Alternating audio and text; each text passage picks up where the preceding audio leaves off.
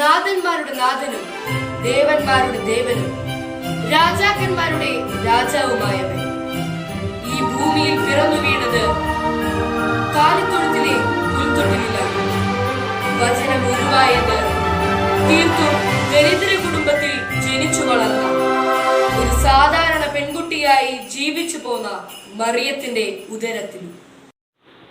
പ്രിയപ്പെട്ടവരെ, സ്വർഗീയ സമൃദ്ധിയുടെ നിറവിലായിരുന്നവൻ, സ്വർഗീയ ആനന്ദത്തിൽ മതിമറന്നവൻ, സ്വർഗീയ സമാധാനം ആവോളം അനുഭവിച്ചവൻ, അനശ്വരതയിൽ നിന്ന് നശ്വരതയുടെ പുൽപ്പരപ്പിലേക്ക് മാംസരക്തങ്ങളായി അവതീർണനായപ്പോൾ ശ്രേഷ്ഠമായ പിറവിയുടെ പിള്ളക്കച്ച വിരിക്കപ്പെട്ടത് ലാളിത്യത്തിന്റെ എളിമപ്പെടലിന്റെ കുറവുകളുടെ കൂടാരമായ കാലിത്തൊഴുത്തിലെ പുൽത്തൊട്ടിലായിരുന്നു.